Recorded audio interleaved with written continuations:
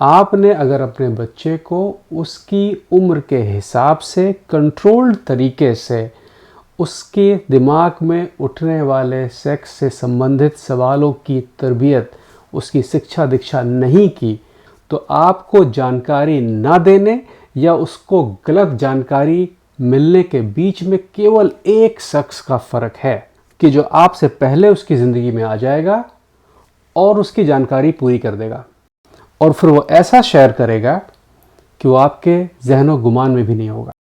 ये एक बहुत सेंसिटिव इशू है और उसके बारे में हम लोगों को बहुत ज़्यादा पढ़ाया लिखाया नहीं गया है। ख़ास तौर पर जब हम छोटे थे या 10-12 साल पहले ही, या शायद आज भी बहुत सारे घरों में इस विषय को बड़ा ही गुप्त विषय समझा जाता है, उसके बारे में बातचीत नहीं की जाती है। और अगर बच्चा मासूमियत में कोई सवाल पूछ लेता है तो उसको डांट डपट के चुप करा दिया जाता है, या एक तो उसको पूछने की हिम्मत ही नहीं होती है, और दूसरा अगर पूछते भी हैं तो डांट डपटने के अलावा एक बहुत ख़तरनाक बात की जाती है कि ये गंदी बात है, ये तुमको नहीं करनी चाहिए। और ये एक बच्चों की आदत होती है, ये ह्यूमन नेचर भी है कि अगर किसी चीज़ के लिए आप बिल्कुल सख्त मनाही करेंगे तो उसमें और इंटरेस्ट पैदा हो जाता है, समय से पहले इंटरेस्ट पैदा हो जाता है। तो बच्चों में अगर आप शटअप कॉल देंगे कि बिल्कुल इसको करना बिल्कुल मना है, तो आप एक तरीके से उसके अंदर एक नई क्यूरियोसिटी, एक नई इच्छा पैदा कर रहे हैं कि इसके अंदर आखिर है क्या। ये तो एक बात है। दूसरी बात यह है कि आज का ज़माना और 10 साल पहले के ज़माने में बहुत ज़मीन आसमान का फ़र्क है।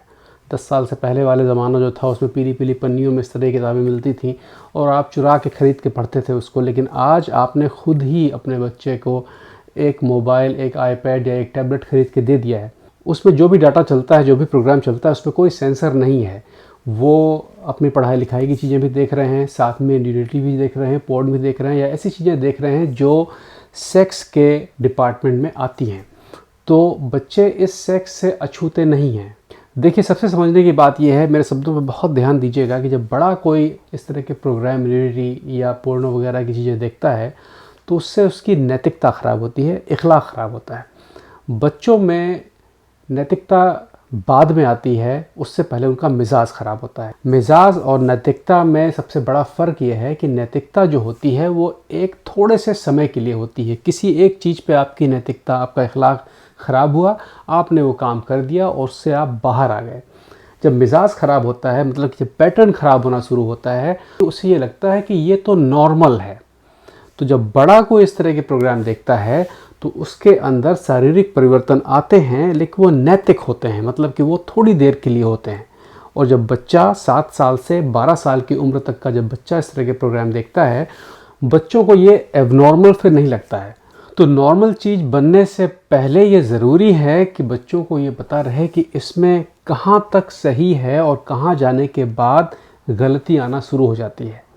तो उस चीज़ का पता तभी लग सकता है जब उनको सही समय पर इसको बताया जाएगा।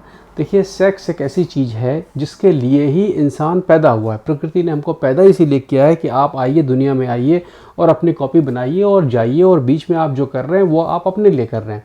प्रकृति के लिए केवल आप किसी को छोड़ के जा रहे हैं, प्रकृति का उससे ज़्यादा आपसे कोई मतलब नहीं है। इसलिए आज के पेरेंट्स के लिए ये बहुत ज़रूरी है कि इस मामले में अपनी ज़िम्मेदारी का एहसास करें।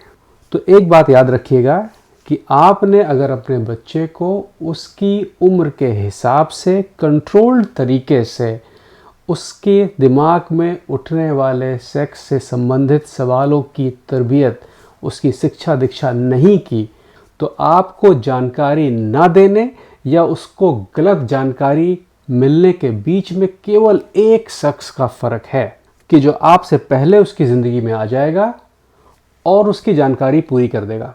अच्छा, चाहे आपका बेटा हो, चाहे आपकी बेटी हो, और जो शख्स उसकी ज़िंदगी में आएगा वो उसकी तरबियत, वो उसकी शिक्षा दीक्षा सेक्स के बारे में अपने हिसाब से करेगा। हमारे यहाँ आमतौर पे क्लास में एक बड़ा सा लड़का होता है, पीछे बैठता है, सिगरेट विगरेट भी पीता है, पढ़ाई में अच्छा नहीं होता है, और उसका घर का माहौल भी ऐसा होता है कि इन सब चीज़ों के बारे में उसको ठीक से जानकारी होती है। तो वो जो बड़ा सा बच्चा है वो अब आपके बच्चे का रहनुमा, उसका बहुत पक्का साथी बन के सारी जानकारी उसको दे रहा होगा। अब वो जो बड़ा सा बदमाश सा लड़का है वही अब आपके बच्चे का मेंटोर होगा, वही आपके बच्चे को पूरी कहानी बताएगा कि ये ऐसे होता है, ये ऐसे होता है, और आपके बच्चे के दिमाग में जो भी सवाल होंगे, फिल्म भी दिखाएगा, फ़ोटो भी दिखाएगा, वीडियो भी दिखाएगा, और आपका बच्चा उससे पूछेगा, बिना झिझक के पूछेगा, क्योंकि उससे आपका बच्चा डरेगा नहीं, उसको डर नहीं होगा कि मेरे ये पूछने पर मुझे थप्पड़ पड़ेगा या मेरे पापा मम्मी मुझे अजीब तरीके से देखेंगे। ये बात लड़कों के बारे में मैं इसलिए भी कह सकता हूँ क्योंकि मैं भी इस एज से गुजरा हूँ, उस तरह के लोगों को मैंने भी देखा है और उस तरह के माहौल में मैं भी आया हूँ। लेकिन लड़कियों के बारे में मैंने तमाम रिपोर्ट्स पढ़ी हैं, तमाम ऑब्जर्वेशंस देखी हैं। भारत में भी तमाम सर्वे होते रहते हैं, आप लोग वहाँ तक नहीं पहुँच पाते हैं क्योंकि हमारा मीडिया उन सब चीज़ों को नहीं दिखाता है। भारत में होने वाले सर्वे ये कहते हैं कि आम तौर पर कक्षा 5 या 6 तक पहुँचते पहुँचते लड़कियों को इन सभी चीज़ों के बारे में लगभग पूरी जानकारी हो जाती है और बाहरी लोगों से होती है। ये एक बड़ा गंभीर विषय है कि माँ बाप सबसे ज़रूरी चीज़ को अपने बच्चों को नहीं बताते हैं और खुला छोड़ देते हैं कि अब आप जाओ बाज़ार से सीख कर आओ, और उसके बाद उम्मीद करते हैं कि हमेशा हमारा बच्चा अपने नैतिक मूल्यों पर ठीक से खड़ा होगा, उसका जो मिजाज है हमेशा ठीक रहेगा। आपने मिजाज और नैतिकता के लिए कुछ किया ही नहीं एक्चुअली। तो ये तो था एक बैकग्राउंड। माँ बाप को समझना चाहिए कि इस तरबियत की, इस शिक्षा की कितनी अहमियत है। अगर आपने ये शिक्षा ठीक से नहीं दी तो वो शिक्षा गलत तरीके से मिल जाएगी, क्योंकि वो मिलेगी तो है ही, उसको तो आप रोक ही नहीं सकते हैं, वो बना ही इसीलिए है वो। तो ये तो चीज़ थी बैकग्राउंड के लिए, लेकिन अब करना क्या है। तो ये एक बड़ा टेक्निकल सवाल है कि किन शब्दों का इस्तेमाल करें, कैसे बातचीत करें।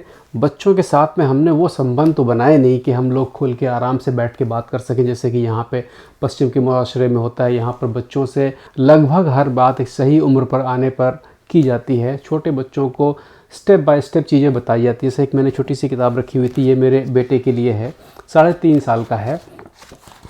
जब हमारे यहाँ बेबी आने वाला था तो इस किताब से उसको बताया गया कि जब बेबी घर पे आएगा तो मम्मी कैसे दूध पिलाएंगी और तुम्हें कैसे उससे बिहेव करना है। तो उसको पहले से एक आइडिया हो गया इस किताब के कार्टून्स को देख देख के कि अगर घर में एक छोटा बच्चा आ रहा है तो कौन कौन से परिवर्तन आने वाले हैं घर में।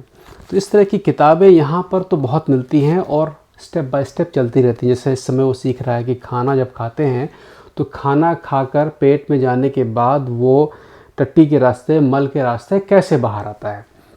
बिल्कुल इसी तरह के यहाँ पर किताबें होती हैं सेक्स से संबंधित भी, जिसमें कि ऑर्गन्स के जो सेक्स ग्रंथियाँ हैं उनके कार्टून वगैरह बने होते हैं और उससे उनको बताया जाता है। अभी उस पर भी आते हैं, लेकिन उससे पहले एक और बहुत ज़रूरी चीज़ है। 2 पॉइंट हैं जिन पर आपको ध्यान देना है। एक तो अनसेंसर्ड मीडिया, मतलब जो यूट्यूब और तमाम चीज़ें आपने आईपैड वगैरह पे दी हुई हैं, और दूसरा कैसे बच्चों को बताना है। अनसेंसर्ड मीडिया जो होता है वो बच्चों में सबसे ज़्यादा नुकसान करता है। तो आपको पहला काम तो ये करना है कि आप अपने आईपैड, अपने आईफोन में बच्चों से संबंधित प्रोग्राम ही इंस्टॉल करें। जैसे यहाँ पर यूरोप में कोई भी बच्चा यूट्यूब नहीं देखता है, लेकिन आप कहेंगे कि यूट्यूब तो दुनिया का इतना बड़ा, बच्चा कैसे नहीं देखता है। यूट्यूब ने बच्चों के लिए यूट्यूब किड्स नाम का एक ऐप बनाया हुआ है। तो बच्चों का जो यूट्यूब है वो यूट्यूब किड्स है। इसी तरीके से फेसबुक जो है 13 साल से छोटे बच्चों के लिए अलाउ नहीं है। 13 साल का बच्चा अपना अकाउंट ही नहीं बना सकता है। अब दूसरा आता है कि बच्चों को लिटरली सेक्स की जानकारी कैसे दें।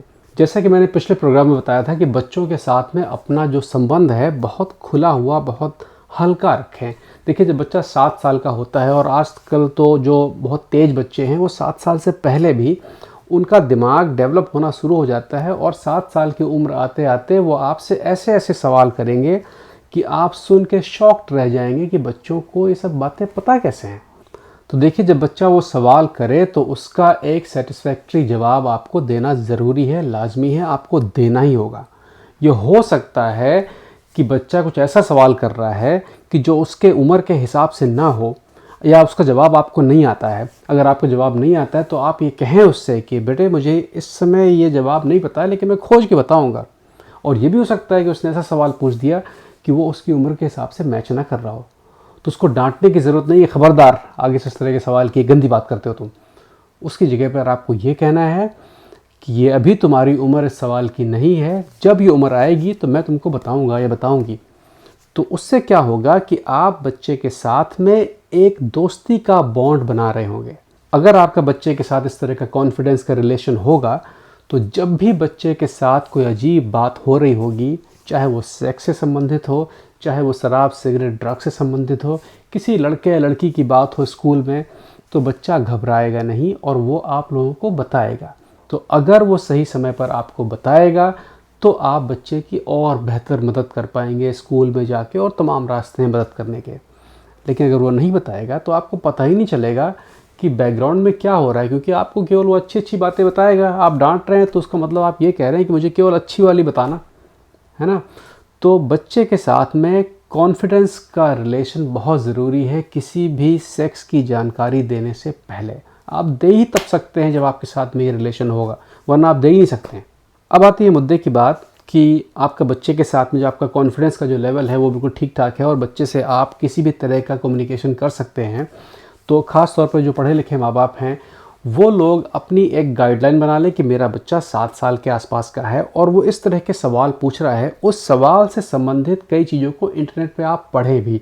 इंटरनेट पे इतनी सारी जानकारी मौजूद है कि बच्चों को शिक्षा किस तरह से दी जाए, या आपकी जानकारी में आपके यारों दोस्तों में, या आप ख़ुद बायोलॉजी के स्टूडेंट हैं या बायोलॉजी के बारे में आप बहुत सारी चीज़ें जानते हैं, तो तमाम जो ह्यूमन बॉडी के ऑर्गन्स हैं उनके स्केचेस जो हैं उनको बना लें या डाउनलोड कर लें और बच्चे को स्केचेस के हिसाब से बताएं कि ये टेस्टिस है, ये सेमिनल वेसिकल है, ये प्रोस्टेट है, ये पीनस है, इसे ग्लांस कहते हैं। उसी तरह से लड़कियों में भी और बताएं, एक अंडा होता है और अंडा इस नली से होता हुआ और ऐसे नीचे उतरता है और नीचे से स्पर्म आते हैं और जो बहुत तेज़ तैरता है उसकी अंडे से दोस्ती हो जाती है और फिर वहाँ से बेबी बनता है।